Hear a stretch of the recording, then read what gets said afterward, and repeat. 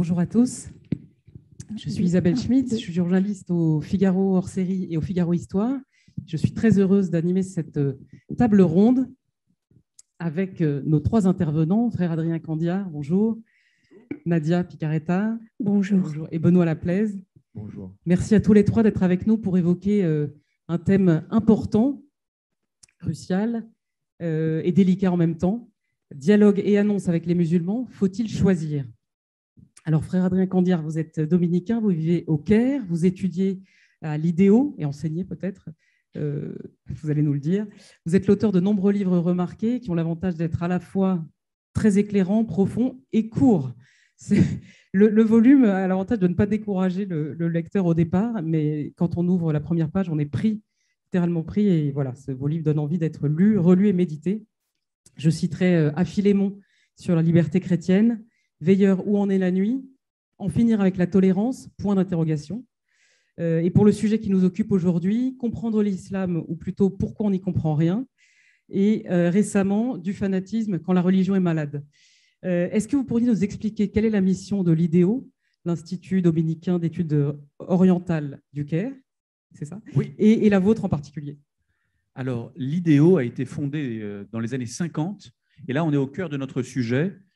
Il a été fondé à la demande de Rome, à la demande du Saint-Siège, où travaillait un cardinal, le cardinal Tisserand, qui était lui-même orientaliste, et qui avait organisé une espèce de congrès-mission avant l'heure, de grands colloques pour faire le bilan d'un siècle de mission.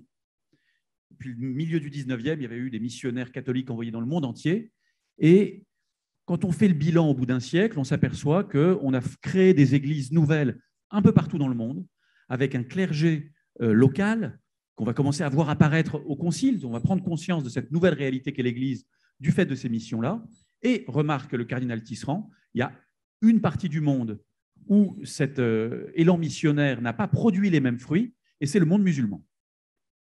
Il se dit, tiens, au fond, pourquoi partout dans le monde, on arrive à créer des églises presque facilement, alors évidemment c'est du travail, mais pourquoi dans le monde musulman c'est différent? Et il va demander aux dominicains français de créer un institut, donc qui va être l'IDEO au Caire, l'Institut dominicain d'études orientales, en se disant, les gars, il faut qu'on repense un petit peu notre rapport à l'islam. Il faut qu'on essaie de comprendre pourquoi, évidemment, il y a des conversions individuelles et naturellement, mais pourquoi l'islam est si particulier pour la mission. Et donc, ça va faire 70 ans qu'on essaie au Caire de faire ça à la manière dominicaine, c'est-à-dire en travaillant, en lisant des livres, en écrivant des livres, pour travailler sur l'islam, pour y comprendre quelque chose en pays musulman, avec des musulmans. Merci. Et au sein de l'IDEO, est-ce que vous avez une mission particulière ? Alors, moi, je suis le prieur de la communauté aujourd'hui, ce qui me prend un peu... Et sinon, je suis chercheur, donc j'essaie tout simplement de comprendre quelque chose à ce qu'est l'islam. Très bien. Merci. Nadia Picaretta, vous êtes mariée, mère de 3 enfants, dont le journaliste Paul Picaretta. Vous êtes née en Algérie et vous avez grandi en France. Vous étiez déjà mariée à un catholique que vous espériez convertir à l'islam quand, à 34 ans, vous avez eu une rencontre avec le Christ, rencontre décisive que vous racontez dans un livre, et elle s'est emparée du royaume, de l'islam au Christ, récit d'une conversion. Depuis, vous êtes devenu catéchiste, vous préparez des enfants à la confirmation et des adultes au mariage, et vous avez écrit « Zaché, je viens chez toi ». Alors Nadia, j'aurais envie de vous demander comment aujourd'hui vous êtes impliquée auprès de vos anciens co-religionnaires. Alors, une bonne question. Déjà, avant de m'impliquer auprès des anciens co-religionnaires, je suis impliquée vers ceux qui sont baptisés et qui ne vont plus à l'église. J'aime les évangéliser. Pourquoi? Parce que le trésor que j'ai reçu, eh bien, j'ai envie de le transmettre déjà à mes amis catholiques qui ne veulent plus fréquenter l'église. C'est un devoir. Et je fais aussi de la mission sur Avignon où nous partons 2 par 2 évangéliser dans les rues. Et là, nous atteignons les musulmans. Et curieusement, eh bien, nous avons un très bon accueil. Les musulmans sont de vrais croyants, ils croient en Dieu par rapport aux occidentaux et ils aiment parler de Dieu. Alors, ce qu'il en est de la foi chrétienne, quand on leur parle du Christ, bien sûr que c'est quelque chose d'inconnu. On peut passer par la Vierge Marie, mais mon expérience personnelle a fait que j'ai eu la grâce en tant que jeune fille d'être aussi au père et dans une famille profondément chrétienne et pratiquante. Et elle n'a jamais eu honte de prier devant moi le Notre Père. Le Notre Père est la prière par excellence du Christ. Les apôtres ont demandé, Seigneur, quand nous devons prier, que devons-nous dire? Eh bien, le Christ a dit, quand vous priez, dites Père. Et ce que aujourd'hui notre société, elle ne sait pas, c'est que nous sommes aimés profondément par le Père du ciel. Donc, la prière du Notre Père, on peut la donner facilement à un musulman parce qu'ils sont assez capables de comprendre et de lire qu'est-ce que cela peut bien leur... en tout cas, ça peut facilement les rejoindre. Et j'en ai fait l'expérience en donnant justement la prière du Notre Père à un musulman. Il la lit de temps en temps, des fois ça l'interpelle, mais ça fait son chemin. Nous, chrétiens, nous avons un trésor et ce trésor, nous devons le transmettre. Aujourd'hui, la France, il faut savoir que nous sommes envahis par les musulmans. Ils sont venus sur une terre qui est profondément chrétienne, elle a des racines chrétiennes, mais elle vient dans ce pays où la civilisation chrétienne n'est plus d'actualité. Alors, je voulais vous lire dans l'encyclique de la sainteté du pape Pie X du 11 février 1906, fausseté du principe de la séparation au lendemain de la promulgation de la loi qui, en brisant violemment les liens séculaires par lesquels votre nation était unie au siège apostolique, c'est une situation indigne et lamentable à jamais. C'est véhémentaire, c'est dans la fausseté du principe de séparation. C'est un événement des plus graves, sans doute, que celui-là, événement que tous les bons esprits doivent déplorer. Bien, c'est vrai que la séparation de l'État et de l'Église, eh bien, nous en payons les pots cassés. Alors, comment aujourd'hui réévangéliser? Il faut envers et contre tout évangéliser, ça c'est sûr. Jésus nous dit, comme le Père m'a envoyé, moi aussi je vous envoie. Donc, si nous sommes baptisés, notre mission, c'est d'annoncer. Pourquoi annoncer? Parce que ce trésor d'amour que nous l'avons reçu, eh bien, on ne peut pas le garder pour soi. En tant que catéchiste, il faut savoir que la jeunesse, il y a une pauvreté spirituelle énorme et ces jeunes, s'ils ne sont pas enseignés, eh bien, ça fera encore une plaie béante pour la France. C'est très bien d'avoir des musulmans autour de nous. Profitons-en. S'ils sont là, c'est que Dieu nous les donne et il faut aller vers eux sans peur et sans crainte. Voilà, moi, mon expérience, elle fait que j'ai bien plus de joie à donner qu'à recevoir et surtout donner le Christ. Eh bien, tout le monde, parce que Dieu a tant aimé le monde qu'il nous a donné son Fils unique, Jésus-Christ, afin que quiconque croit reçoit le baptême et soit sauvé. Je ne vois pas autrement comment être sauvé sans le baptême, puisque ma conversion, aussitôt j'ai demandé le baptême, c'est un sacrement qui fait de nous des enfants bien-aimés de Dieu, des enfants appelés à la liberté des enfants de Dieu. Et ça, eh bien, c'est quand même un trésor, de savoir que nous avons un Père qui nous aime et qui a donné son Fils pour nous. Eh bien, je pense que tout le monde doit le connaître, le savoir, parce que nous n'avons qu'une vie sur terre et notre vie n'est pas sur terre. Nous préparons nos terrains pour la vie éternelle et la vie éternelle, c'est la béatitude des enfants bien-aimés du Père. Voilà déjà pour une première. Et voilà, donc je suis baptisée depuis 18 ans, même un peu plus, et je n'ai jamais cessé de pratiquer ma foi. Et donc, je témoigne un peu partout en France, ça c'est quand je suis appelée, mais déjà chez moi, en préparant les enfants à la confirmation. Voilà, transmettre la foi déjà aux jeunes, c'est ma première mission. Et les musulmans, j'aime aller vers eux parce que je sens très bien qu'ils attendent quelque chose des chrétiens et les chrétiens ne le font pas. Alors, je pense que l'Église, elle a vraiment une mission, c'est d'annoncer. On va approfondir tous ces thèmes, mais du coup, je vais présenter quand même notre troisième intervenant. Merci beaucoup de tout ce que vous nous avez dit. On y reviendra. Benoît Laplace, vous êtes marié, père de 5 enfants, grand-père de 2 enfants. Vous êtes membre de la communauté de l'Emmanuel. Votre vie professionnelle à l'international vous a permis de bien connaître certains pays arabes, comme le Liban, le Qatar, la Turquie, certains autres sans doute. En 2016, vous avez mis au point un parcours qui s'appelle Lumière du Christ et qui a pour vocation d'apprendre, d'aider les catholiques en tout cas à aller à la rencontre des musulmans. Est-ce que vous pourriez nous dire comment vous avez eu cette intuition et en quoi consiste ce parcours? Merci, bonjour à tous. En fait, c'est assez simple. Vous vous rappelez qu'il y a eu des attentats en France pendant un temps quand même assez long. Et en fait, il y en a eu beaucoup. Et donc, je n'ai pas mis au point le parcours, même si je suis dans. En fait, ce qui se passait, c'est qu'effectivement, je suis dans la communauté de l'Emmanuel. La communauté de l'Emmanuel, c'est vous et moi. C'est des catholiques lambda en France qui essayent de vivre. Et en fait, notre gouvernement nous a dit, nos prières, si vous le sont dit, si on ne fait rien, on va tous réagir très fortement à ce qui est en train de nous tomber sur la gueule, parce qu'on ne peut que réagir très fortement à la guerre, si vous voulez. Et donc, il a dit, il faut qu'on se forme, sinon on va tous devenir haineux et guerriers. Et donc, ils ont demandé à des gens de la communauté de l'Emmanuel en France qui avaient déjà un peu travaillé sur, en gros, l'islam et les musulmans. Et il se trouve que moi, effectivement, de par mon boulot, je m'étais baladé par là, j'avais commencé à lire le Coran, essayer de comprendre quelque chose. Et donc, on a fait des réunions et on s'est retrouvé une dizaine de personnes qui avaient un petit peu bossé sur l'islam et les musulmans parce que voilà, on les avait rencontrés. Et on a beaucoup prié, beaucoup réfléchi, rencontré des gens en disant mais qu'est-ce qu'on peut faire pour se former un peu? Parce qu'en fait, le constat, c'est quoi? C'est que vous et moi, globalement, on est totalement ignorants et qu'on se sent un peu agressé, globalement, il faut être très clair. Et donc, ça fait peur, quoi. Alors, quand on est ignorant et qu'on a peur, si vous voulez, les réactions, c'est pas top, quoi.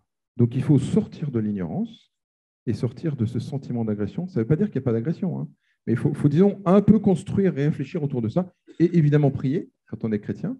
Et donc, on a beaucoup fait tout ça. Et globalement, ça a fait un parcours qui est un peu, si vous voulez, sous la forme de la parcours alpha, sauf que ça s'appelle évidemment parcours Lumière de Christ et que c'est l'objectif, c'est pour le catholique moyen paroissial que je suis, de sortir de l'ignorance, de sortir de ma peur et de commencer à comprendre ce qui se passe et de rencontrer les personnes musulmanes.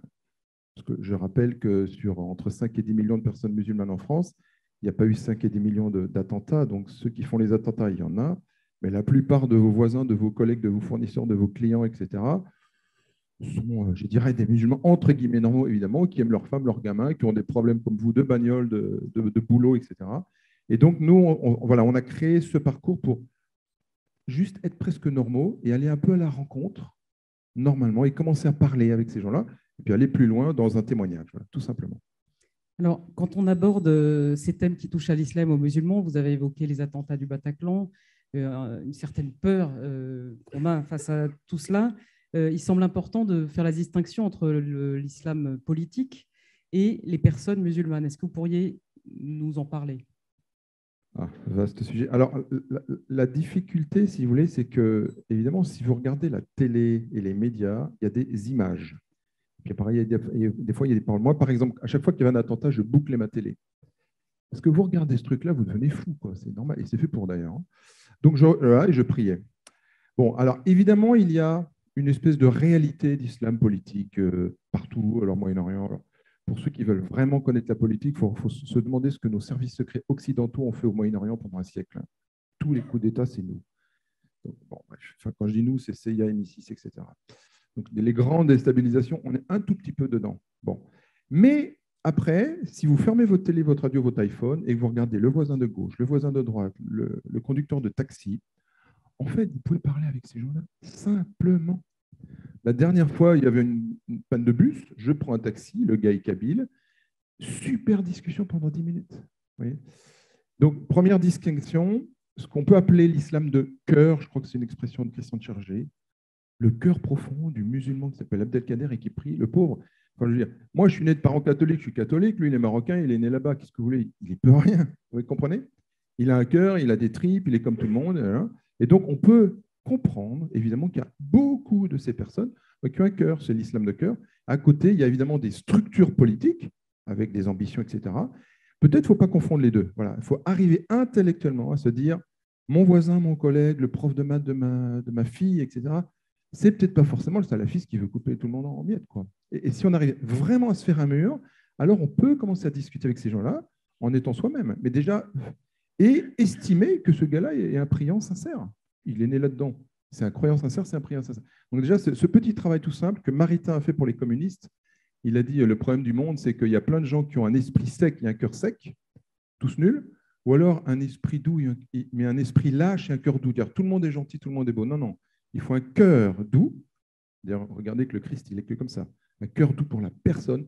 Bon, alors un esprit un tout petit peu lucide sur le problème de son système et peut-être le problème du mien. Hein, d'accord ? Voilà. Donc le cœur et l'esprit. L'esprit pour le système et le cœur pour la personne. Merci beaucoup. Alors, j'entre dans la problématique de la table ronde telle qu'elle est posée. Frère Adrien, dialogue et annonce envers les musulmans, faut-il choisir? Pourquoi la question se pose-t-elle? Alors, j'ai tendance à penser que… Ou bien se pose-t-elle? Quand elle se pose, c'est qu'on n'a en général pas bien compris ni ce qu'était le dialogue, ni ce qu'était l'annonce. En effet, l'opposition entre les deux, que le magistère a toujours refusée, semble se fonder, il me semble, sur une idée que le dialogue, c'est des gens optimistes, un peu béats, qui se disent on va parler, tout ira bien. Et l'annonce serait pensée comme une manière marketing d'aller vers les gens et leur dire tiens, achète Jésus. Bon, évidemment, dans les deux cas, c'est caricatural et bête. Qu'est-ce que c'est qu'évangéliser? Évangéliser, ça n'est pas convaincre les gens avec des arguments, c'est permettre, favoriser la rencontre du Christ. Ce qui nous convertit, c'est la rencontre du visage du Christ.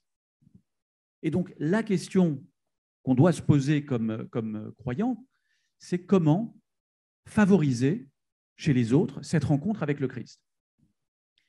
Il se trouve que, s'agissant de notre relation entre chrétiens et musulmans, ce n'est pas une relation qui naît d'hier. C'est une relation qui a 14 siècles, et 14 siècles de polémiques, et bien souvent de guerre. Et cette violence-là, on en est héritier. Même quand on éteint la télé, malheureusement, même quand on se dit, bon, bah, ok, on ne va pas se laisser submerger par les angoisses contemporaines, on est forcément héritier des deux côtés de tout cet héritage polémique qui rend l'annonce du Christ en fait assez difficile. Si vous voyez le Christ comme le drapeau de vos ennemis qui veulent votre destruction, ça ne vous donne pas envie de le rencontrer. Et je crois que la première chose qu'on a à faire, si on veut faciliter la rencontre avec le Christ, je ne dis pas qu'elle est impossible, hein, mais je pense qu'elle est complexe aujourd'hui. Si on veut favoriser cette rencontre, la première chose qu'on a à faire, c'est un désarmement. Et un désarmement qui passe par une rencontre où on fait l'effort de mettre de côté nos méfiances, notre envie de polémiquer. Ça ne veut pas dire qu'il s'agisse d'être nécessairement naïf ou je ne sais quoi, mais bien de faire ce pas-là. Sinon, si on en reste à la confrontation, on ne produira pas grand-chose parce qu'on n'évangélise pas dans la concurrence. Le monde dans lequel on vit est un monde volontiers très concurrentiel où tout le monde passe son temps à nous dire « Viens chez nous, rejoins notre camp politique, bois du Pepsi plutôt que du Coca ou je ne sais pas quoi ». Évangéliser, c'est absolument sortir de cette logique-là. C'est annoncer l'amour de Dieu sans enrégimenter. Et donc, je crois que nous avons vraiment besoin de baisser les armes et de commencer à parler. C'est pour ça que opposer le dialogue et l'annonce me paraît absurde. En fait, tout ça va dans le même sens. C'est présenter, rendre visible le visage du Christ. D'accord. Et alors, vous disiez qu'on ne convertit pas avec des arguments, mais malgré tout, foi et raison étant intimement liés, il est important d'avoir des arguments. Vous voyez, j'aimerais vous interroger sur ce point, parce qu'on pourrait en conclure assez rapidement que du coup, la réflexion n'est pas forcément au programme. Alors, pas du tout. Ce n'est pas à moi que vous allez… Justement. Parce que, justement, je passe un peu mes journées à discuter avec des musulmans où on échange nos raisons de croire. Et ça me paraît tout à fait nécessaire et important. Mais quand on fait ça, il ne faut pas être naïf. C'est-à-dire que je ne vais pas donner la foi à quelqu'un. Le Christ ne m'appartient pas. D'ailleurs, le Christ a déjà, avec cette personne, un dialogue. L'Esprit Saint, l'Esprit du Christ, parle aux musulmans comme aux autres, à travers même l'islam. Et moi, mon boulot, si je puis dire, et je crois la mission de l'Église, ce n'est pas de s'imaginer que nous sommes les interlocuteurs du dialogue, mais on est les ministres du dialogue. Les ministres du dialogue entre Dieu et le monde, entre Dieu et les musulmans. Annoncer le Christ, c'est d'abord aider, favoriser le dialogue qui existe déjà entre la personne qu'on a devant nous et Dieu. L'enjeu, c'est de ne pas se prendre pour Dieu, pas croire qu'avec mes arguments, je vais donc... En fait, sinon, on manipule les gens. Hein, et quand on manipule, on n'évangélise pas, on ne libère pas. Ce qui libère, c'est la rencontre du Christ. Et donc, tout le danger, c'est ça que je disais quand je disais, ce n'est pas nos arguments qui convertissent, c'est que ce n'est pas moi qui convertis, c'est Dieu qui convertit. Merci. Est-ce que je peux juste confirmer, évidemment, ce que dit Frère Adair? Avec des mots différents, des fois, il faut sortir des mots. Alors, pour ceux qui ne savent pas, peut-être, dialogue et annonce, c'est le titre d'un document officiel. Et d'ailleurs, c'est dialogue et annonce, ce n'est pas dialogue ou annonce. Mais c'est vrai que des fois, on ne comprend pas ces mots-là. Et peut-être pédagogiquement, on peut, pour dialoguer, est-ce que vous êtes d'accord qu'il faut déjà rencontrer la personne? Sinon, on ne dialogue pas. Donc, on peut dire dialogue, c'est déjà, je vais rencontrer Mohamed ou Khadija. Est-ce que je peux lui dire bonjour? Comment ça va? Voilà. Et ça commence... Je repensais à Zachée, la Samaritaine. Regardez, le Christ, il dit j'ai soif et je vais manger chez toi. Enfin, soyons simples, si vous voulez. Soyons simples. Des fois, sur l'islam, on pense à des trucs délirants. Rencontrons. Donc, dialogue, rencontre. Et annonce, c'est ce que vient de dire le frère Adair. En fait, c'est le témoignage. Parce que si c'est une annonce théorique avec un kérigme en grec, machin schmoll, je ne sais pas si ça va poser gogo. Mais par contre, si Dieu déborde de votre être, parce que quand vous rencontrez, moi j'ai des amis musulmans, ils parlent évidemment de leur vie, moi je parle de la mienne. Et tu as fait quoi cet été? J'étais à une session. Bon, c'est quoi une session? Puis vous expliquez. Il est intéressé. Lui, il fait son ramadan, c'est pas pareil, mais nous, il faut le carême. Et donc, naturellement, par la rencontre, s'il y a un tout petit peu de parole normale, désarmée, on parle. Et effectivement, on est numéro 2. Le semeur est sorti pour semer, c'est pas moi qui sème. Hein. Le semeur est sorti pour semer. Et donc, en Occident notamment, les cœurs des personnes musulmanes travaillent beaucoup plus que vous ne pouvez imaginer et n'attendent que d'une chose, c'est que des témoins à peu près unifiés. Et moi, la question derrière tout ça, la polémique, dialogue et annonce, on s'en fout un peu, c'est vous, mes amis, est-ce que vous êtes unifiés dans votre vie de chrétiens? Parce que ces gens-là sont des croyants et ils vont voir très rapidement si vous êtes des chrétiens de salon ou si l'Esprit Saint est en vous et la parole de Dieu est en vous. Oui. Parce que quand vous donnez des paroles d'évangile à ces gens-là, c'est assez incroyable. Ce qui est important, avec les musulmans, il faut se mettre à leur niveau. Il faut les rejoindre d'une manière très simple. Et le fait qu'on soit simple avec eux, eh bien, on peut justement dialoguer sur la foi. Parce que, comme je vous ai dit tout à l'heure, le musulman est une personne profondément croyante. Et ils sont toujours interpellés de voir un chrétien parler de Dieu parce que les chrétiens n'affichent pas leur foi. Et alors, donc, ça les interpelle d'une bonne manière en disant « Mais comment ça se fait? Toi aussi, tu crois en Dieu ?» Eh bien là, c'est déjà pour eux une découverte et c'est facile. Moi, je vois, c'est très facile de parler avec eux et bien sûr, avec bien sûr, diplomatie, on ne va pas leur balancer du Christ comme ça. Le Christ, d'abord, il ne se vend pas, il se donne. Et la rencontre du Christ, eh bien, c'est d'abord une grâce. Donc, il y a du temps, il faut beaucoup de temps. Et le fait est que nous les côtoyons, eh bien, c'est déjà créer une amitié. Et cette amitié, pour eux, ils ne restent pas du tout indifférents. Donc, il faut aller vers eux, c'est vrai. Hein. Moi, j'ai vu, on a baptisé deux filles et combien on les a accompagnées, ce n'est pas en 6 mois, il faut beaucoup de temps. Et donc, c'est très important aujourd'hui de parler de notre foi, encore une fois. Parce que le Christ est une révélation, c'est ce que j'ai moi-même expérimenté. Et, ça a changé ma vie parce que j'ai été complètement illuminée par le Christ. C'est lui qui s'est révélé à moi. Donc, avant de toucher le cœur d'un musulman, il faut parler, dialoguer et l'accompagner comme un frère. Voilà pour mon petit point que je voulais soulever. Je peux rebondir sur ce que vous dites, Nadia, avec un sondage récent qui dit que 51% des Français déclarent ne pas croire en Dieu et qu'il y a 2% de catholiques pratiquants dans la population française.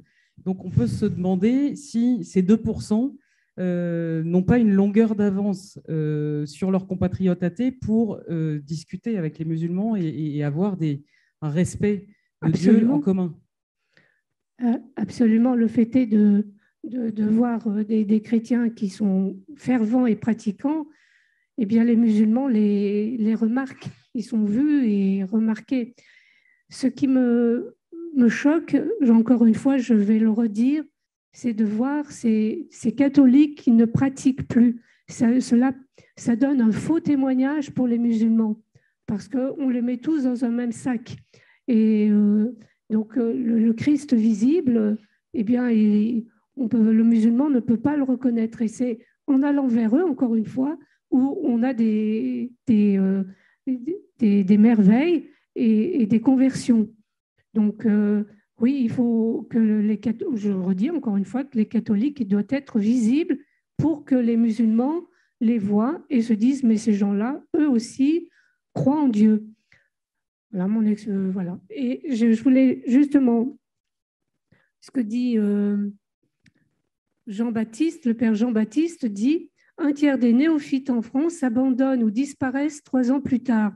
Les conversions, en fait, il faut savoir que c'est un combat pour le musulman, parce que c'est le début de la vie en Dieu. Croyez pas qu'une fois qu'on est baptisé, qu'il faut rester à la maison.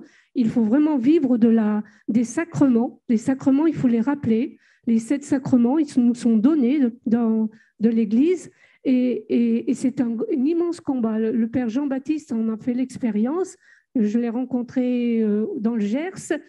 Et il m'a donné donc des documents et m'en disant que les convertis, ils vivent un immense combat de foi. Et souvent, certains abandonnent parce que les communautés paroissiales ne les accueillent pas comme ils devraient être accueillis. Et là aussi, c'est un problème. J'ai eu la grâce d'être accompagnée par des prêtres excellents qui, aussitôt, m'ont donné la possibilité de faire de la catéchèse. Et c'est un très beau service d'évangélisation. Mais sans ça, eh bien, c'est pour ça que nous voyons des associations pour les musulmans convertis parce qu'ils se sentent seuls. Et un chrétien seul est un chrétien en danger. Donc, ces musulmans convertis, il faut les prendre en considération et les accompagner parce que le combat est rude. Le Seigneur nous dit dans le Notre Père, et délivre-nous du mal. Le mal existe, le malin est là. Donc, il faut redoubler de prière et de vigilance. Mais bien sûr que le Christ est vainqueur, nous avons déjà la victoire, c'est évident. Mais c'est ça. Voilà, donc je lance un appel à tous les responsables de diocèses, les évêques. Faites attention, quand vous avez des convertis, prenez soin d'eux parce qu'ils risquent d'abandonner. Bon, mais quand ils sont vraiment convertis, ils n'abandonnent pas, c'est sûr. La preuve, j'en suis une et le Christ est ma vie. C'est lui qui me donne... qui me promet la vie éternelle puisqu'il est venu dans le monde pour nous sauver. C'est un seul sauveur. Et je répète encore, le Christ nous dit bien, le Père m'a envoyé, c'est le Christ qui parle, et moi aussi je vous envoie. Alors à partir d'aujourd'hui, il nous envoie annoncer l'Évangile. Moi je suis touchée de voir ceux qui sont baptisés qui me disent « Oh ben non, c'est fini, j'ai été baptisé, j'ai pratiqué ma foi d'un air dubitatif, mais c'est non. » Pratique ta foi. Le Christ nous dit bien, Saint Paul nous le redit, soyez toujours priés sans cesse, soyez toujours joyeux et priez sans cesse. Ça veut dire ce que ça veut dire. La prière est l'arme du chrétien. Merci beaucoup, Nadia. Frère Adrien, dans votre livre « Comprendre l'islam », vous mentionnez les difficultés de l'islam avec la modernité et la souffrance de certains musulmans face à une absence de réponse, en tout cas dans certains milieux. Et est-ce que, à votre avis, dans quelle mesure cet état de fait facilite un échange avec les chrétiens? Alors, je crois effectivement que l'islam, en particulier sunnite, traverse une crise assez forte, assez grave, assez complexe. Je ne vais pas essayer de la résumer tout de suite, sans quoi on ne sera jamais à la messe. Mais cette crise dont on voit un certain nombre d'effets de manière visible, dont on subit un certain nombre d'effets, je pense au terrorisme et tout ça, qui n'est qu'une partie de cette crise que peut traverser l'islam sunnite. Est-ce que c'est finalement, est-ce que c'est une porte ouverte à l'annonce de l'évangile ou pas? Oui et non. Oui, parce que beaucoup de musulmans, de fait, se posent des questions sur le rapport au monde dans lequel ils vivent. Cette modernité qui a été pensée en dehors du monde musulman au départ et qui arrive et qui est arrivée dans un cadre colonial et donc qu'ils ont parfois du mal. Je parle des pays arabes. Je connais moins bien l'islam de France, hein, donc je suis prudent. Mais on voit bien qu'il y a un peu de difficulté à faire face à cette modernité. Et donc, ça provoque des remises en question, mais ça provoque également des réactions identitaires, de peur, devant une modernité qui est vue comme triomphante. On a parfois l'impression, on a souvent l'impression, vous l'avez mentionné, en France, on se dit, oh là là, l'islam est conquérant. Mais allez dans le monde arabe et vous verrez, ils vont vous dire, l'Occident est conquérant. Nous, on est conquérant de rien du tout. Nous, vous diront-ils, on s'habille à l'occidental, on va voir des films occidentaux, on se prend dans la tronche des expéditions d'armées occidentales. Ça va, quoi. Vous n'avez pas ça. Vous dites l'islam est conquérant, nous, on n'a rien fait du tout. Ce que je veux dire par là, ce n'est pas que quelqu'un a raison, c'est que je remarque qu'il y a des peurs assez qui se ressemblent en miroir. Et ces peurs-là ne favorisent pas grand-chose. Elles favorisent le repli, elles favorisent le repli sur l'identité personnelle, et on a du mal dans ces cas-là à écouter et à être ouvert. Donc il faut faire avec la situation dans laquelle on est, qui d'une part, et peut être pour beaucoup de musulmans l'occasion de remise en question et la possibilité de parler un peu tranquillement, et d'autre part, une occasion de crainte parce qu'on a l'impression d'être un peu assiégé. Et donc, je parlais de désarmement tout à l'heure, il me paraît absolument nécessaire aussi pour faire baisser ces craintes-là.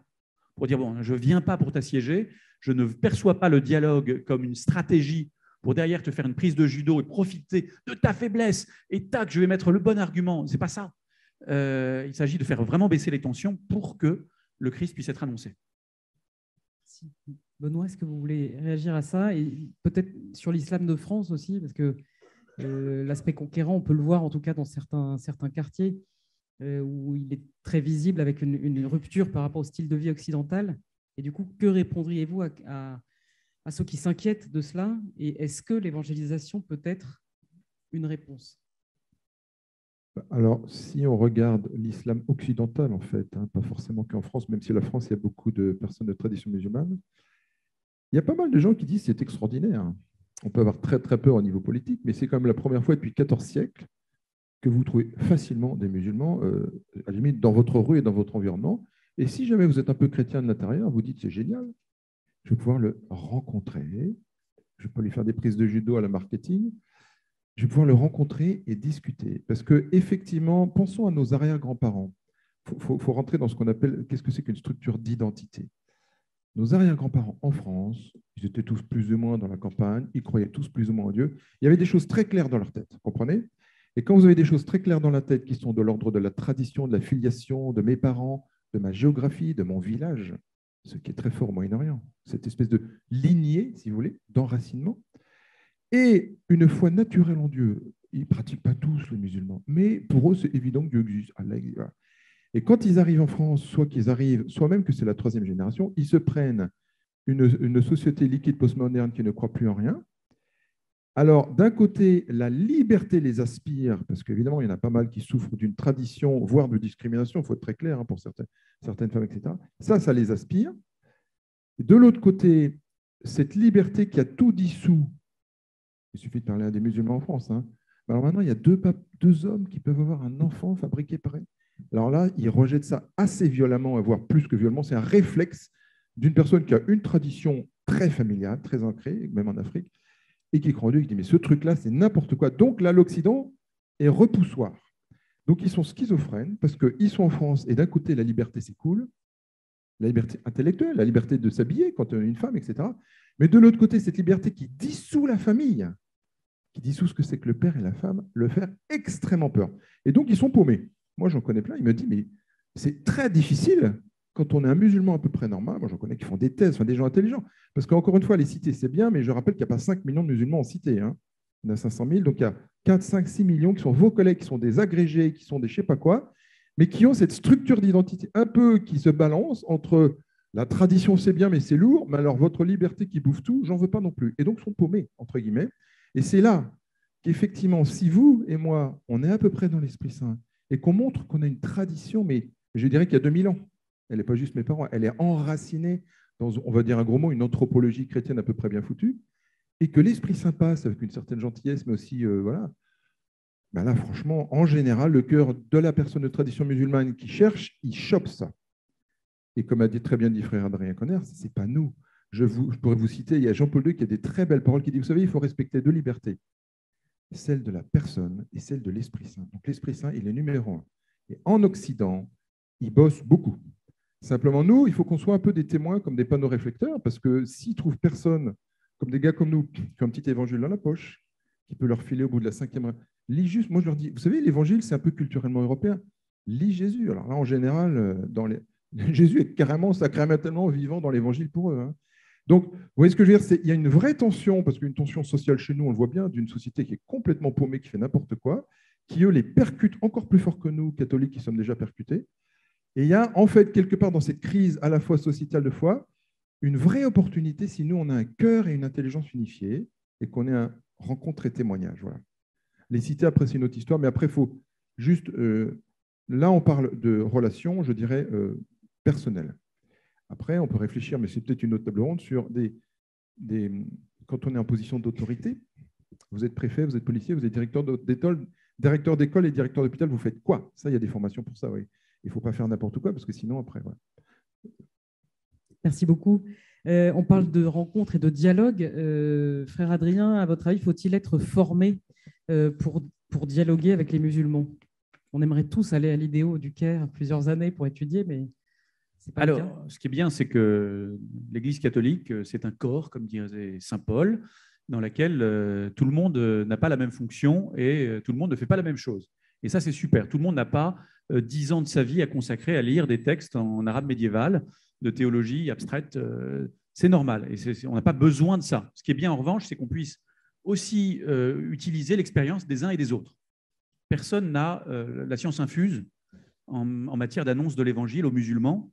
Et ce qui est très bien, c'est qu'on puisse, dans des lieux comme ici, se retrouver alors qu'on a des expériences différentes et qu'on puisse s'entendre et se dire, tiens, ça, c'est pas ce que je vois depuis ma fenêtre, mais sans doute que ça existe aussi. Et donc, il faut l'entendre, il faut l'intégrer, le comprendre. Donc, on n'a pas tous besoin de faire des thèses sur la théologie arabe médiévale, Dieu merci, mais alors, je pense qu'on a quand même un tout petit peu besoin de, si on veut dialoguer avec quelqu'un, on a besoin de le prendre au sérieux, d'écouter ce qu'il a à dire sur sa propre foi, de prendre la chose au sérieux. Parfois, une formation superficielle sur l'islam peut faire le contraire. C'est-à-dire qu'on peut se dire, moi, je sais ce que c'est que l'islam parce que j'ai lu un article dans Le Point, et donc, je vais t'expliquer, toi, tu ne comprends pas ce que tu es censé croire. Ça, c'est un peu dramatique. Je pense que quelle que soit notre formation, de toute façon, il faut écouter. Écouter ce que la personne a à dire sur sa foi. Ce qui m'a fait comprendre ça, c'est quand je me suis retrouvé avec des musulmans qui m'expliquaient le christianisme. Ah non, merci beaucoup, non, ça va, je ne crois pas ça. Ah si, tu crois ça. Non. C'est assez violent, en fait.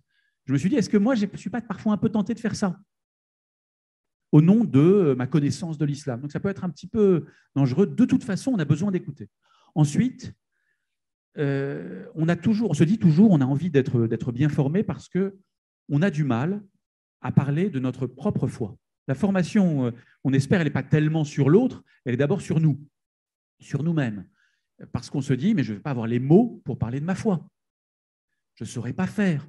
Et je le dis souvent, même prenez un couple de catholiques pratiquants, parler entre eux de leur foi, de leur vie de foi, eh ben, c'est jamais facile. En tout cas, ce n'est pas souvent facile. Et c'est très souvent des couples qui m'en parlent, qui me disent, mais, prier ensemble, on ne sait pas faire, partager là-dessus. Pourquoi? Parce que c'est une intimité extrême. Et oser faire entrer l'autre là, dans notre foi, qui est quelque chose à la fois extrêmement important et sur lequel on ne pense pas du tout avoir les bons mots, c'est dangereux. On a un peu peur, même pour quelqu'un qu'on aime énormément. Alors, quand vous vous retrouvez avec un musulman avec lequel vous avez 14 siècles de polémiques partagées, waouh, pour arriver à faire cette démarche-là, avoir cette confiance-là, et dire, je vais te dire, non pas, je ne vais pas te réciter le catéchisme de l'Église catholique, mais je vais te dire ce que moi, comme croyant, je crois, comment moi, être humain, et pas catholique, comme être humain, j'essaie de me débrouiller avec les questions de ma vie et avec ma relation à Dieu. Ça n'est pas simple. Mais je ne suis pas sûr. Alors, je pense que toutes les formations du monde peuvent être une aide, mais malgré tout, il faut aussi avoir ce courage-là, cette confiance-là, qui ne se fait pas avec n'importe qui. Ça suppose d'avoir construit aussi un peu d'amitié avec la personne en face, sinon on n'arrivera jamais à se mettre à nu de façon aussi intime. Merci beaucoup. Nadia, dans la discussion préparatoire à la table ronde, vous évoquiez souvent les caricatures de l'évangélisation qui empêchent certains d'avoir envie tout simplement d'évangéliser. Quelles sont ces caricatures que vous jugez fausses? D'abord, il faut savoir, je reviens là-dessus encore une fois, pour dialoguer avec le musulman, il faut déjà avoir instauré une confiance. Je vois, moi, en tant que, comme chrétienne, l'expérience que j'ai eue avec 2-3 musulmanes, leur dire que déjà je vais à la messe, c'est quelque chose d'inconnu pour elles. Et pourtant, c'est quand même c'est la base du chrétien. La vie du chrétien, c'est le sommet, c'est la messe. Et le fait, j'ai eu l'occasion d'inviter, je reviens, c'est peut-être pas la question que je réponds pas vraiment directement à votre question, mais je voulais vraiment insister. Le fait d'inviter une musulmane à la messe, eh bien, c'est pour elle quelque chose d'inconnu, d'un autre monde, et pourtant, eh bien, la grâce, l'Esprit Saint peut les toucher. C'est ce qui m'est arrivé, puisque c'est quand même lors d'une messe que le Christ, j'ai eu cette grâce de rencontrer véritablement le Christ. Ça n'a pas été par des paroles, par des chrétiens, mais le fait est qu'il m'ait invité, eh bien, je crois qu'on a fait un plongeon dans l'Esprit Saint et dans la révélation, parce que le Christ est la révélation. Alors, au niveau de la caricature, eh bien, je vois très bien que le catholique, il n'est pas formé pour aller vers le musulman, ça c'est sûr. Et c'est ce qui manque à l'Église, c'est cette formation pour aller dialoguer, parce qu'aujourd'hui, on voit qu'ils sont là et très nombreux. Eh bien, les prêtres, les évêques devraient, c'est ce qui se passe à Fréjus-Toulon, des formations pour aller vers eux, parce qu'il y a l'art et la manière de les aborder, et avec respect et amour, parce qu'on ne peut pas, comme ça, d'emblée, parler du Christ à un musulman, ça serait le heurter. Mais s'il est ouvert, eh bien, il est tout à fait capable de comprendre que notre religion est une religion de vérité. Voilà mon expérience en tant que pour aller vers les musulmans, c'est celle-ci. Mais j'aime encore redire, j'aime aller surtout vers les baptisés qui, eux, encore une fois, ne veulent plus pratiquer. Et je trouve que c'est déplorable et dommage. Et c'est un contre-témoignage pour les musulmans. Alors, Nadia, je vais dévoiler quelque chose de fondamental dans votre livre, mais il y a aussi plein d'autres choses que vous pourrez y découvrir. Cette rencontre à la messe, elle est quand même un peu particulière. J'aimerais que vous nous en racontiez un tout petit peu, ce qui tendrait à prouver que le Christ veut parler. Ah ben oui, Parce que plus large qu'aux oui, catholiques. J'écoute Adrien et Benoît, c'est très bien ce que vous dites. Mais si vous arrivez à amener un musulman à la messe, là, vous aurez gagné un musulman. Même s'il ne comprend pas, l'Esprit Saint, lui, comprend tout, il fait toutes choses nouvelles. Et c'est là. Le sommet de la foi chrétienne, c'est la messe. Et il n'y a pas plus beau que la messe. Et le trésor de notre foi se trouve à la messe. Et c'est là, le Christ, il est là et il se donne. Alors, un musulman qui est ouvert, intelligent, qui a fait Sciences Po, qui creuse un peu, eh bien, si vous l'amenez à la messe en disant bah, « Viens, mon ami, tu ne comprendras pas tout, mais reste », eh bien, il est assez intelligent, l'Esprit Saint est assez intelligent pour le rejoindre. Parce que la messe est une invitation. On ne vient pas à la messe comme ça par hasard. C'est l'Esprit Saint qui invite et c'est Dieu qui appelle. Et c'est un don. La foi est un don. Quand on reçoit ça, voilà, encore une fois, c'est tellement immense. La messe, c'est tellement quelque chose. C'est le mémorial du Christ. Hein, quand oui, le alors centurion... là, non, mais ça, c'est tout ça, c'est oui. très vrai. Mais vous, concrètement, votre expérience à vous? Ah ben, mon expérience, eh bien, mon expérience, c'est que en allant à la messe, j'ai découvert encore une fois le trésor de la foi chrétienne et j'ai rencontré le Christ à travers l'Eucharistie, à travers la messe. Mon expérience, elle est que j'ai rencontré le Christ à travers la messe et non pas par des paroles d'un catholique qui pourtant était bon en soi. Mais bon, voilà. Donc, je l'ai rencontré véritablement à la messe, que je l'ai rencontré. Ben, je l'explique dans mon ouvrage, où je vous invite tous à le lire. Et surtout, c'est un ouvrage, c'est un outil d'évangélisation. Pourquoi? Parce que une petite anecdote, en faisant le salon du livre, une dame qui revient vers moi en me disant, votre livre, eh bien, dans mon lieu de travail, j'ai une musulmane qui m'a dit, dis donc, comment fait-on pour devenir chrétienne? C'est immense, c'est beau. Alors, elle ne savait pas, elle était désarmée puisqu'elle n'est pas formée, comment lui répondre. Elle lui dit, bah, tiens, prends ce livre, tu liras, tu verras. Et elle a reçu une grâce et elle a demandé le baptême. Pourquoi le baptême? Eh bien oui, c'est la porte ouverte pour entrer justement dans la vie chrétienne. Donc, mon expérience, eh bien, elle a fait qu'elle s'est renouvelée et j'ai dit, ces gens, ces chrétiens qui ne veulent plus parler, et c'est vrai, hein, souvent quand je vais témoigner, je leur dis, mais qu'est-ce qui vous est arrivé? Pourquoi vous ne témoignez pas? Dans l'Évangile, à aucun moment on nous dit, le Christ, allez recevoir le baptême et rentrez chez vous. Allez, mettez vos rangers et allez annoncer le Christ, parce que le monde a soif, le monde se meurt de quoi? Eh bien, se meurt de la vie de Dieu, parce que nous sommes tous appelés à vivre en Dieu. Et ces gens qui ne vivent pas de Dieu, eh bien, que vont-ils devenir?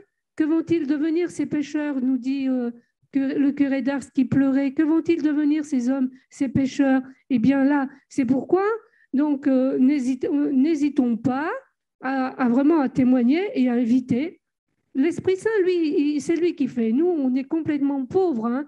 On est pauvres, mais l'Esprit Saint, il a tellement de tours dans son sac qui s'ajustera à la personne. Voilà, donc mon expérience, elle a fait que c'est au sommet de la foi chrétienne, à la messe, et il n'y a pas plus beau que de rencontrer le Christ vivant qui se donne, il l'a dit, hein, qui se donne en nourriture, et voilà, ce trésor, il faut le respecter, et cela, ça demande une rigueur de vie, une rigueur de témoin, de foi, et on ne fait plus n'importe quoi quand on est chrétien. Et on a vraiment une règle de vie ajustée, eh bien, comme le Christ. Je suis saint, devenez des saints. Nous sommes appelés à la sainteté. Nous sommes tous appelés à être saints. Voilà en 2 mots. Très bien. Je vous invite à lire le livre parce que c'est encore plus frappant, cette rencontre que vous avez eue. Alors, il y a beaucoup de questions. Je ne sais pas si on pourra répondre à toutes. Je vais commencer par une qui dit « Le trésor d'amour de Dieu, les musulmans l'ont aussi reçu. Nous ne pouvons plus penser que nous avons l'exclusivité et la totalité de la connaissance de Dieu. » Joseph Ratzinger a écrit « Ce qu'il faut exiger, c'est le respect de la foi de l'autre et la disponibilité à rechercher dans les éléments étrangers que je rencontre une vérité qui peut m'emmener plus loin. » Lequel de nos intervenants voudrait répondre à cela, frère Adrien? Alors, je crois qu'il y a toute la difficulté de ce sujet tient au fait que le Christ est la vérité, mais que le Christ ne m'appartient pas. Le drame réel, c'est quand je m'imagine que le Christ, c'est moi ou c'est à moi, et que par conséquent, la vérité m'appartient. Là, on fait fausse route. Quand on regarde le reste du monde avec suffisance et mépris en se disant « vous êtes dans l'erreur », on peut le faire avec tristesse pour eux, en se disant « ah, les pauvres », mais je n'ai rien à apprendre de vous, je n'ai pas à vous rencontrer, bon, parce que je possède tout. Mais de dire ce que je viens de dire ne veut pas dire que, ma foi, il y a plusieurs chemins qui mènent au sommet de la montagne et que le christianisme, l'islam, tout ça, c'est pareil. Non, il y a quand même, entre le christianisme et l'islam, un certain nombre de désaccords théologiques réels sur des petites questions qui ne sont pas totalement anodines, type la Trinité, l'incarnation, la rédemption, la résurrection, enfin toutes des petites choses. Si vous les enlevez, il ne reste plus grand-chose de la foi chrétienne. Donc, ce sont, du fait du rapport historique entre islam et christianisme, des oppositions frontales et explicites. Ce n'est pas comme, on peut dire, le bouddhisme. Bon, est-ce qu'on est d'accord, pas d'accord? On n'en sait rien, parce que de toute façon, ce sont des univers tellement différents qu'on ne sait pas sur quoi on n'est pas d'accord. Avec l'islam, on a quand même quelques éléments d'opposition qui sont clairs. Donc, je ne pense pas que tout se vaille et que tout soit vrai en même temps, même quand c'est contradictoire. En revanche, une fois qu'on dit c'est le Christ qui sauve et on transmet le salut par le Christ, il est essentiel de savoir que l'Esprit Saint parle aussi aux autres, qu'ils soient croyants, pas croyants, d'une autre religion, de quelque chose, etc. Et il leur parle, y compris dans leur culture et dans leur religion. Et donc, le dialogue, ce n'est pas seulement une manière de parler de Jésus aux autres, c'est aussi une manière d'en entendre parler. D'entendre dans l'expérience de Dieu que d'autres peuvent faire, de voir la présence de Dieu. Ça ne veut pas dire qu'il va falloir chercher dans le Coran ce qui manque à la foi de l'Église catholique. Ce n'est pas ça. Mais en revanche, j'ai besoin de l'expérience de Dieu de tout le monde, y compris des musulmans. Et ça me fait réellement avancer. Alors, ça rejoint une autre question qu'on a. Pouvez-vous aussi… Je peux rajouter en une minute pour, encore une fois, dire la même chose, mais avec des mots différents. Dieu n'est pas que dans l'Église catholique. Osons dire ça. Dieu est Dieu. Donc, évidemment, entre guillemets, il déborde. Et d'une manière qui lui appartient, c'est l'Esprit Saint. Mais l'Esprit Saint, il cherche quoi? Les cœurs. Il y a quand même des milliards de cœurs chez les musulmans qui cherchent. Donc, évidemment qu'il bosse. Mais dire que le Coran, c'est l'Évangile, personne ne l'a dit, personne ne le dira. Et si vous voulez, Jésus, il a fait quoi? Il a révélé de manière claire qui était Dieu, le Père, le Fils et l'Esprit Saint. Voilà, pour être ce n'est pas du tout clair dans le Coran, il faut être très clair. Voilà. Donc, que Dieu agisse, oui, mais on ne peut pas mettre une équivalence, si vous voulez, de chemin ou de révélation, parce que ce n'est pas du tout équivalent. On ne va pas aller dans les… Et donc, c'est pour ça que Nadia parlait de la messe. Ayez des petits… Quand vous avez des amis musulmans, franchement, donnez un petit évangile. Il faut l'aimer, il faut qu'il vous connaisse, il ne faut pas que ça soit une agression. En Occident, moi, je dis souvent, si tu veux connaître l'Occident chrétien, il faut quand même connaître le fondateur comme il faudrait connaître le Bouddha. Tu lis l'Évangile et tu verras. Et là, l'Esprit Saint se débrouille très, très bien. Voilà. Oui, c'est la question corollaire de ça, c'est pouvez-vous nous parler de ce que les musulmans nous apportent, quid de leur spiritualité, par exemple? Musulman, c'est un homme profondément croyant. Et nous, chrétiens, eh bien, on peut déjà prendre cette grâce, essayer de les imiter. Et donc, c'est ce qu'il y a de très beau chez le musulman, c'est un homme de Dieu. C'est vrai, c'est très rare d'interroger un musulman. Si vous lui interrogez sur sa foi, il dira toujours qu'il est croyant. Très peu ne sont pas croyants. Donc, si vous interrogez un catholique dans la rue, il dit je suis athée. Mais un musulman, c'est très rare qu'il soit athée. Ou au moins que, voilà, il est passé de l'autre côté, mais on sait. Mais voilà, donc le musulman, c'est un homme, oui, il faut les respecter parce qu'ils ont quelque chose à nous donner, c'est Dieu, à leur manière d'être, à leur manière de vivre.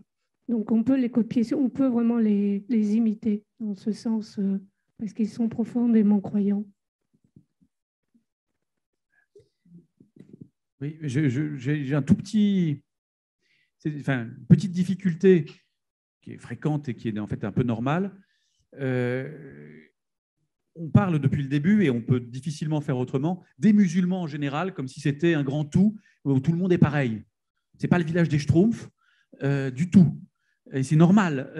Et donc, chaque musulman a son expérience à lui, sa façon d'être et son dialogue avec Dieu.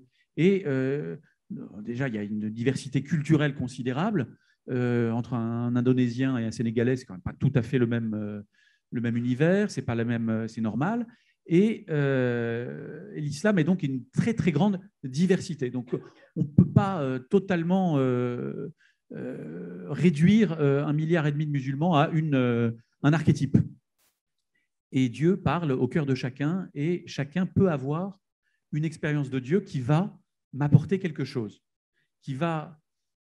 C'est pas que l'islam arrive en disant bon bah écoutez, nous on a je sais pas quoi la majesté divine à vous proposer, vous ne la connaissez pas bien, mais un musulman, telle ou telle personne humaine, qui n'est pas seulement musulmane d'ailleurs, qui est aussi ingénieur, qui est aussi père de famille, qui est aussi qui a une expérience humaine propre, peut avoir une manière de parler de Dieu qui est bouleversante.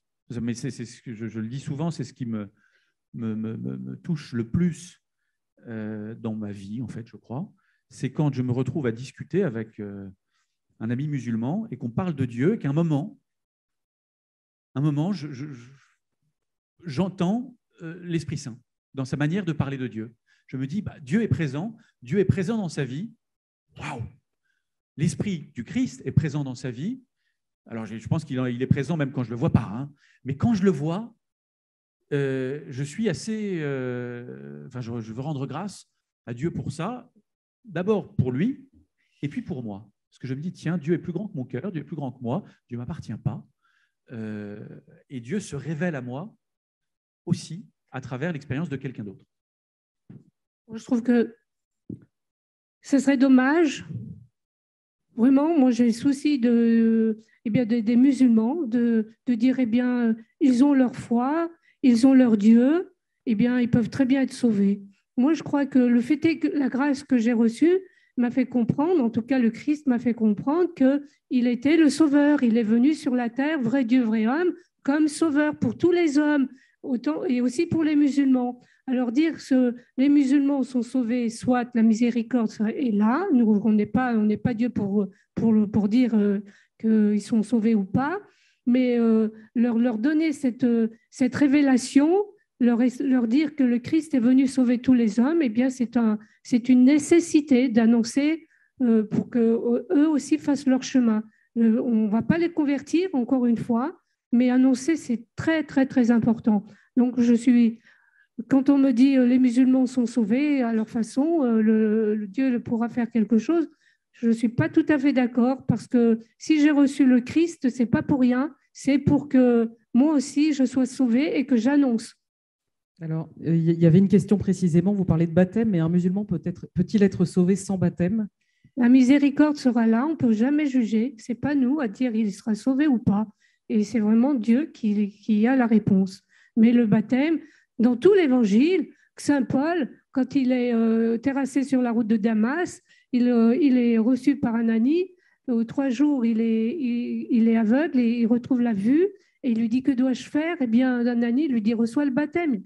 Donc, c'est bien clair, il reçoit le baptême. C'est pareil pour quand Saint Paul est jeté en prison, le geôlier pris de stupeur parce qu'ils ont chanté et loué. Et là, le geôlier dit, qu'est-ce que je dois faire? Eh bien, Saint Paul lui dit, reçois le baptême. C'est pas pour rien. Si le Christ nous a montré le chemin en recevant lui-même le baptême, c'est bien pour nous inviter à recevoir le baptême, parce que pour moi mon expérience fait que le baptême sauve. Après, la miséricorde est toujours là pour intervenir. Nous sommes pas, on n'a pas la science infuse pour voir si Paul, Pierre, Jacques sera sauvé. Ça reste le secret de Dieu. Oui, le Concile Vatican II, dans la lignée de Matthieu 25 et de bien d'autres textes du Nouveau Testament, a enseigné que ceux qui n'ont pas eu la possibilité d'entendre parler du Christ ou d'en entendre parler correctement ne sont pas ipso facto exclus du salut. Dieu merci, ils ont quelque chose pour eux qui est leur conscience, qu'ils peuvent recevoir, ils peuvent recevoir ce qui se révèle à eux de Dieu. Et donc, ils sont pas, heureusement, on n'est pas dans le baptême, qui est d'une importance considérable, et ce n'est pas moi qui vais dire le contraire, n'est pas une condition juridique nécessaire sans laquelle on ne peut pas rentrer, comme le pass sanitaire. C'est évidemment pas tout à fait comme ça que ça se passe, heureusement. Et en fait, la vraie question, c'est toi, tu fais quoi? Alors, toi, tu fais quoi? Merci Benoît. Est-ce que Dieu est en toi? Là, je et reçois ça une déborde. question. Est-ce qu'il y a une vraie urgence ou on peut attendre quelques siècles? Mais Dieu est Dieu. Vraiment, ma question, c'est vous, est-ce que Dieu vous touche? Est-ce que vous vivez de Dieu? Est-ce que l'Esprit Saint est en vous? Est-ce que le Père est en vous? Un des intérêts de commencer à discuter avec des musulmans, c'est que ça nous ramène à la racine de notre foi. On peut se perdre dans des mots théologiques de machin truc. Le problème, c'est est-ce que Dieu vit dans votre vie? C'est tout. Parce qu'eux, ils sont effectivement traditionnellement croyants, donc ils vont être assez réceptifs à des croyants. Et si c'est Dieu qui est dans votre cœur, ben, ça va déborder. Alors, c'est la messe, nous disons la même chose, j'ai rien à dire. Si c'est la messe, si c'est l'évangile, si c'est autre chose, enfin, je vais dire, on s'en fout un peu, l'Esprit Saint vous le dira. Mais est-ce que Dieu déborde de vous? C'est tout. Et alors, c'est urgent pour vous, parce qu'il donne la joie. Dans les laudes, on a dit, je chanterai la louange avec la joie ou quelque chose. Et ton amour est ma vie. Ben voilà. Est-ce que son amour est votre vie? Si on est des chrétiens de placard, ben, ils vont le voir, c'est tout. Moi, j'ai une amie qui était musulmane et qui est devenue chrétienne. Et un jour, je lui dis, mais donne-moi un petit conseil. Elle me dit, Benoît, tu sais, ça se voit quand vous nous aimez pas. Si on fait du marketing, voilà. Et ça se voit aussi quand on ne brûle pas, quoi. Pardon. J'aurais juste envie d'ajouter qu'il peut y avoir urgence et urgence. Si on se dit c'est urgent parce qu'on est en train de perdre des parts de marché et les musulmans sont trop nombreux, etc., et qu'on évangélise pour ça, parce qu'on sent cette urgence de peur et qu'on se dit on perd du terrain, alors là, on peut attendre quelques siècles. Hein. Ce n'est pas plus mal.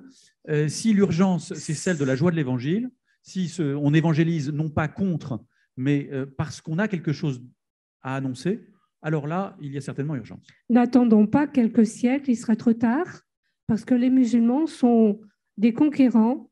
Et si nous laissons la place, vous savez, quand la place est libre, eh bien, ils sont là pour l'occuper et pour nous donner une leçon. Alors, il est urgent d'annoncer. Il y avait une question là-dessus sur le contexte. L'Église a-t-elle un rôle à jouer face à l'extrémisme musulman ou bien la situation est-elle surtout politique? Je peux vous donner un petit exemple. C'est que moi, les amis musulmans qui parlent avec moi me disent justement, apprends-nous, toi qui es croyant, apprends-nous l'exégèse du texte. Parce qu'une des manières du fondamentalisme, c'est d'appliquer le Coran de Jésus à la lettre. Et évidemment, vous savez qu'il y a à peu près autant de versets guerriers que de versets d'amour. Ben, si je prends les versets guerriers, je tue tout le monde. Apprends-nous comment vous, l'Église, les chrétiens, vous avez su, disons, lire le texte un peu différemment. Ils attendent ça. Apprends-nous aussi, c'est quoi un pape? C'est quoi une hiérarchie qui pourrait moduler? Vous savez qu'il n'y a en gros pas de hiérarchie, notamment chez les sunnites. Et donc, beaucoup de musulmans, disons, au cœur ouvert, qui sont musulmans, ils voient dans les chrétiens des croyants qui ont su, disons, avancer un peu plus entre eux, même maintenant, on n'est plus trop violent politiquement, hein, et puis, voilà, on lit différemment, etc. Et on a une certaine universalité, catholicité qui leur manque aussi souvent. Et donc, moi, ils m'interpellent vraiment beaucoup. Et moi, j'ai des amis, on parle du pape, on parle du père Marie-Eugène, parce que les mystiques, les soufis, tout ça. Donc, ils sont très, très demandeurs. Ils sont très demandeurs. Alors, et je pense qu'effectivement, soit dans des dialogues officiels, type Al-Azhar, soit même nous, avec nos amis, il y a une vraie demande de compréhension comment on peut être croyant profondément et un petit peu libre et moderne. Vous voyez? Ça, c'est pas facile. Pour revenir sur D'où l'importance de leur offrir des petits évangiles. C'est à travers les évangiles, la parole qui est vivante, eh bien, l'Esprit Saint les rejoindra. Donc, donnons des petits évangiles, ça ne coûte rien et ça rend service. Il y a une question générale sur le dialogue. Il y a un dialogue avec les musulmans par la rencontre. Un dialogue avec l'islam au niveau des idées est-il possible? Alors, oui, et il est difficile. Au niveau des idées, c'est-à-dire si entre théologiens, il est de bon ton toujours de dire, bon, on ne va pas faire un dialogue de théologiens, mais le fait est que du coup, rares sont ceux qui le font. Or, je pense qu'il est assez nécessaire. On a besoin d'apprendre à se parler aussi vraiment sur le fond. De comprendre, non pas pour tomber d'accord au final, hein, on ne tombera pas d'accord, mais comprendre précisément où sont les différences, où sont les désaccords, le comprendre vraiment. Et ça, j'ai la chance d'appartenir à un groupe de dialogue un peu de théologiens. Et la richesse de ce groupe-là m'émerveille en fait très régulièrement. Parce que dans cette discussion où on sait très bien qu'au final, on n'arrivera pas, on ne va pas signer un document commun disant on a résolu le problème de la Trinité, on découvre que les désaccords ne sont pas là où on l'attendait, qui ne sont pas précisément, voilà, qu'on a des précompréhensions qui ne sont pas les mêmes. Notamment, ma grande découverte récente, c'était qu'au final, les musulmans du groupe allaient chercher toujours ce qui pouvait nous unifier dans l'origine. Oui, Adam, la création et tout ça, alors que les chrétiens, on allait toujours vers l'eschatologie, vers la réunion finale dans le Christ. Et en fait, ça donne des directions très différentes. Et on a l'impression que l'autre en face ne veut pas nous suivre dans la bonne direction. Et c'est énervant, on se dit, mais écoute-moi, on va par là. Mais non, on va par là. Et en fait, il faut un peu de temps et un petit peu de dépliage intellectuel pour arriver à mettre le doigt dessus. Et ça me paraît en fait assez utile. Et je pense qu'on ne le fait pas assez. On a besoin aujourd'hui de prendre le temps d'un vrai dialogue théologique qui permet de comprendre les raisons de croire des autres. Alors, il y a plein d'autres questions. Malheureusement, j'en suis désolé, pas le temps de les poser. Il y en a une très rapide. Quel évangile vaut-il mieux donner à un musulman pour qu'il commence à le lire? L'évangile de Saint Jean. D'accord. Ce n'est pas le plus simple, mais… Je vais vous dire, il vaut mieux en donner un que pas du tout. Oui. Donc, vous donnez celui que vous avez. Voilà, alors, oui. évidemment, voilà. En fait, la figure du Christ, si l'Esprit Saint travaille, et ce qui est souvent le cas dans le cœur de la personne, va tellement se matérialiser en 3D dans sa tête. Bon, mais après, il y a Luc, Marc. Moi, il vaut mieux en donner un que pas du tout. Voilà. D'accord. Je voudrais demander à chacun d'entre vous le mot de la fin pour dialogue et annonce avec les musulmans. Faut-il choisir? Qu'est-ce que vous diriez pour conclure? Tout ça, c'est des mots. La réalité, c'est, je crois qu'on l'a dit suffisamment, l'Esprit Saint travaille partout, beaucoup, beaucoup dans leur cœur. C'est peut-être d'ailleurs quelque chose d'absolument extraordinaire qui se passe et qu'on ne voit pas, mais au XXIe siècle, l'Esprit Saint peut plus travailler à cause de Google, à cause d'autres choses. Ils ont accès à une certaine liberté. Et donc, l'Esprit Saint a besoin que nous, on soit vraiment des témoins potentiels quand eux, ils viennent à nous. Surtout, là, je parle de la France, de l'Occident. On en rencontre plein autour de nous. Ils vont nous poser des questions. Ils vont dire, tiens, tu fais quoi? Tu as été à la messe? Parlons. Ils vont nous poser des questions. Donc, est-ce que nous, on est suffisamment donnés au Christ? Est-ce qu'on a un temps de prière? Est-ce qu'on lit l'Évangile, pas que dans Parole et prière, pour vraiment redonner Dieu, qu'il déborde de nous, vous voyez? Parce que si c'est moi qui parle, ça n'a aucun intérêt. Donc moi, je vous pose la question, comment vous nourrissez, comment le Christ vous touche? Voilà. Jésus nous dit, aimez-vous les uns les autres comme moi je vous ai aimé. Annoncer l'évangile, encore annoncer l'évangile, c'est un acte très beau, c'est un acte de charité et Dieu nous le rendra. Ce que vous avez fait à l'un des plus petits, c'est à moi que vous l'avez fait. Eh bien, le Christ est notre vie. Le Christ est le Sauveur, je reviens là-dessus. Donc, annonçons parce que nous brûlons d'amour pour nos frères et sœurs. On dit que dans la Bible, on trouve 365 fois « n'ayez pas peur ». Je n'ai jamais recompté, mais un jour, il faudrait faire ça. Donc, une fois par jour de l'année, c'est pas mal. Donc, n'ayons pas peur. N'ayons pas peur parce que nous n'avons pas de patrimoine à défendre, nous n'avons pas de civilisation à préserver, nous n'avons pas de trésors à perdre. nous avons l'Évangile à annoncer. N'ayons pas peur de la concurrence, n'ayons pas peur de... Non, annonçons ce que nous avons à donner en sachant que Dieu est le plus grand. Bien, merci à tous les trois. Je renvoie